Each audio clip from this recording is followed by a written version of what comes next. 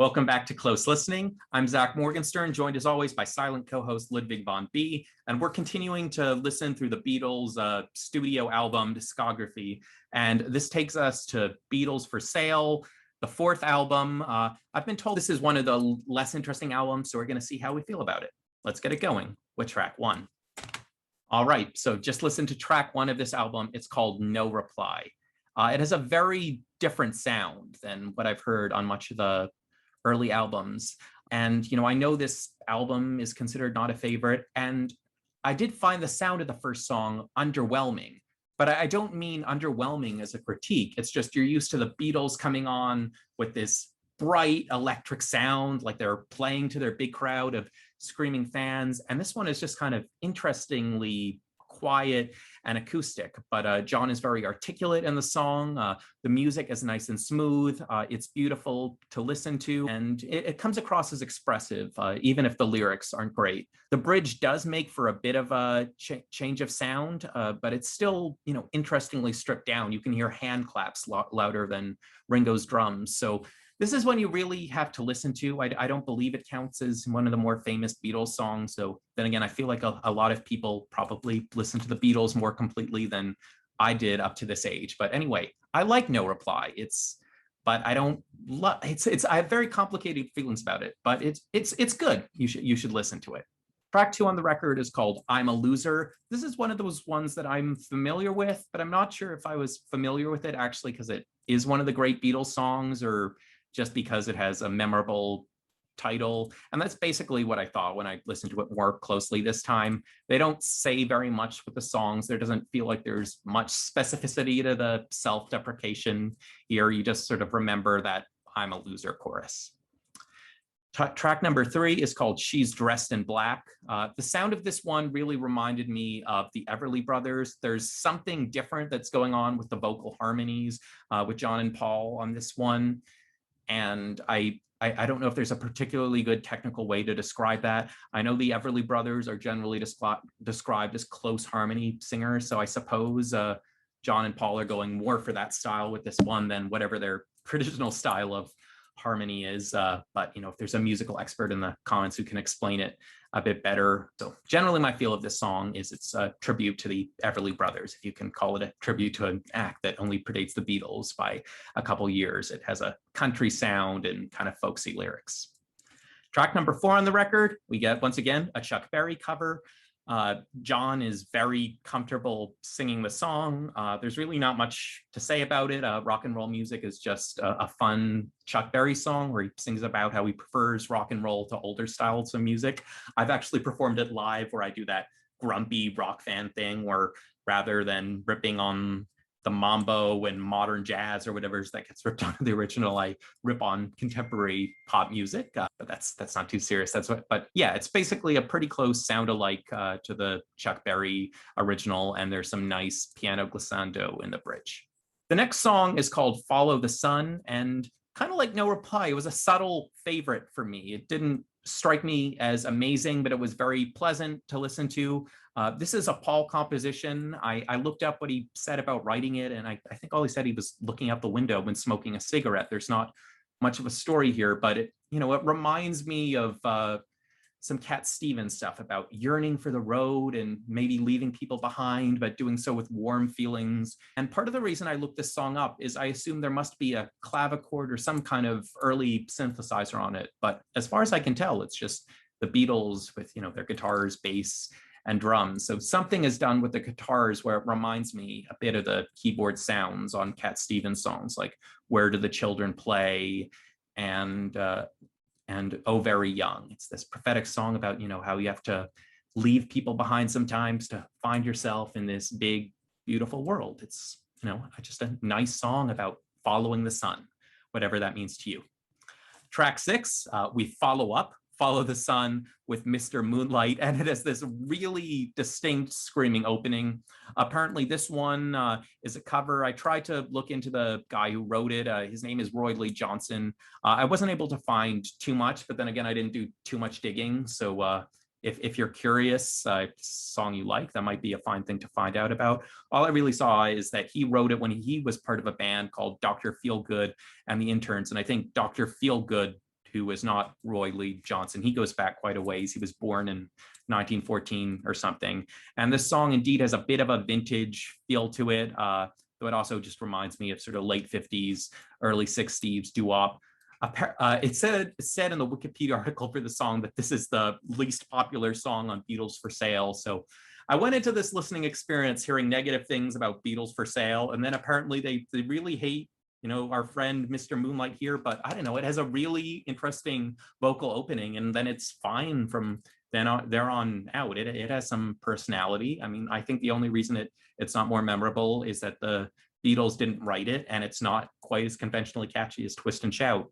So, you know, it's hard for a band that mostly wrote its own songs to be known for the songs it didn't write, unless, of course, we're talking about Twist and Shout, which the Beatles didn't write, but they absolutely nailed it in their performance. Anyway, I'm going off track. Track number 7 is called Kansas City / Hey, Hey, Hey. So it's a medley of 2 different cover songs.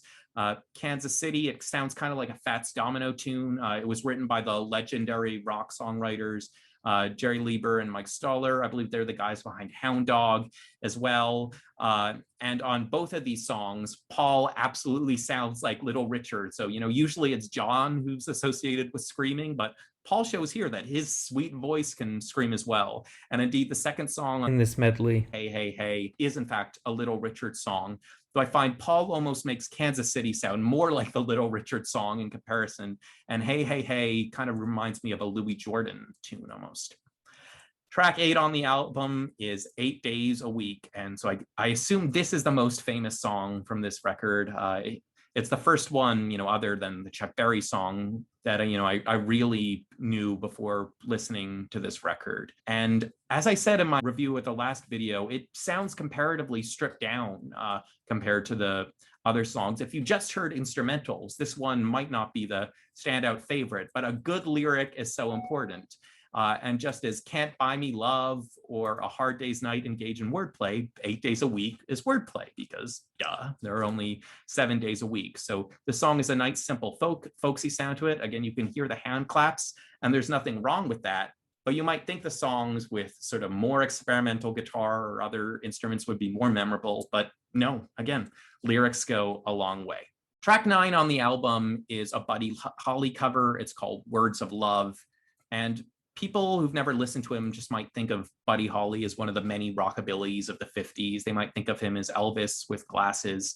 But the interesting thing in his very short life and his very short career, he went away from that simple guitar, bass, drums, rockabilly sound to really experimenting with stuff in the studio and different sounds. So the Buddy Holly version of Words of Love, it's sort of a weird song with, you know, a sort of constant clicking throughout it. It's sort of, you know, sounds like it's little clockwork figures singing it almost. And, you know, the Beatles pretty much just do a really precise stylistic imitation of Buddy Holly here.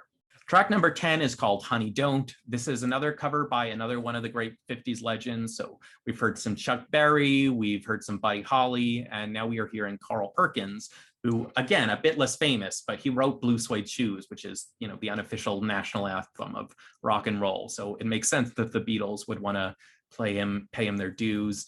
You know, Carl Perkins definitely has a cool sound to him, which it makes it a bit weird that this is the song they chose to have Ringo sing on this album, because I think of Ringo as the funny Beatle. Act Naturally is a much better fit for him than Honey Don't, but Ringo has a nice voice, and this is a nice song. And even if he doesn't quite nail Carl Perkins's country howls, perfectly pleasant to listen to. The next song, track 11, is called Every Little Thing. It's somewhat reminiscent of the bird sound, except for the fact that there's this hard drumming, which I looked up later, and apparently they're just bringing in a timpani. This is one of those moments where you hear John's voice in a softer context, where he doesn't bring in as much of that scratch, as much of that vitriol. And apparently this was a song written by Paul. So, you know, Paul is the softer of the two, I guess. So it's almost like John fitting himself to Paul's mode. Track number 12 is called I Don't Want to Spoil the Party. It feels like an eccentric title for a Beatles song, I guess, just because it's a bit rambly. I thought it had a beautiful sound, but just not a great lyric. They just didn't know how to do anything clever with the songwriting here, which is a shame because, you know, the slight awkwardness or perhaps neuroticism to the title has potential, but it just comes across as they had the idea and didn't have a brilliant thing to do with it. So at one point the lyrics go, though tonight she's made me sad, I still love her. I find I'll be glad, I still love her. Though I've had a drink or two and I don't care. There's no fun in what I do if she's not there. I wonder what went wrong. I waited far too long, but I think I'll take a walk and look for her. So, it's someone talking to himself and saying, I'm sad because I've had a fight in my relationship, but I can't let this fight make me sad. I'm trying to act normal at this party. It's subtle comedy material, but it's not subtle comedy writing in this song. So that's left to your imagination. Track number 13 is called What You're Doing. And this one caught me off guard because I did know it from before, but I knew it from this Beatles' greatest hits album called Love, which has some songs in full and then connects the big hits with lesser hits that they edit the music of a bit. So I was used to hearing this one with a bigger sound, so it kind of underwhelmed me when I first heard it, but it is an interesting song. It's a bit of a provocative title, and you have this very happy guitar riff, and it contrasts with the singing in a minor key, which is a thing I've noticed the Beatles do a lot. For a pop band that was still just doing commercial stuff, they do a lot of interesting mixing of major and minor and in developing their sound. And finally, we got to track 14, which is another Carl Perkins song. This is one I knew before because it's classic rockabilly silly. It's this guy being like, I'm a cool rock star and I just can't get away from the ladies because everybody's trying to be my baby.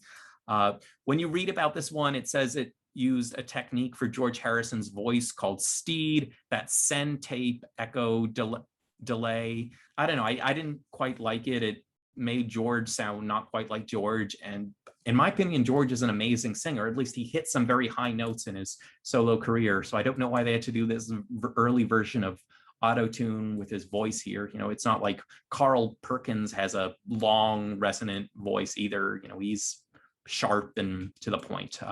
So it counts as an interesting example of early Beatles production work, and it's a good song, but probably best to stick with the Carl Perkins version for this one. So yeah, overall Beatles for Sale maybe didn't have quite as many true hits as the earlier records, but it's really pleasant to listen to throughout. It sounds very much Beatles, and in the way it doesn't sound Beatles, like on No Reply, it's interesting and it's pleasant. And yeah, there are a few covers on here, but they're covers of good songs. And I will absolutely defend Mr. Moonlight because John's vocal opening is absolutely amazing. It occurred to me, so I've listened to 4 Beatles albums so far, and when I think of early Beatles songs, I think of She Loves You, Yeah, Yeah, Yeah, and I Want to Hold Her Hand. And I'm just realizing now that those, I guess, never made it onto an album, or at least not on a version of the album on both countries. I'll have to look it up. But yeah, I guess a thing with early British invasion bands is some of their work would just be singles. And it's a shame because eventually the Beatles, pioneered the album genre, and we think about listening to their albums, but the albums don't really cover everything. And in fact, if you've only listened to the hits, you're going to be missing some of the stuff on the album. So Beatles for Sale really caught me off guard. There was a lot I didn't expect here, and it was pretty good. So even if it's weaker than the earlier albums, and I'm not sure I would unequivocally say that, but I'm fine with saying that. Still very interesting, still should absolutely check it out. So check out more of these videos going forward. I'm Zach Morgenstern. This is Ludwig von B. See you next time.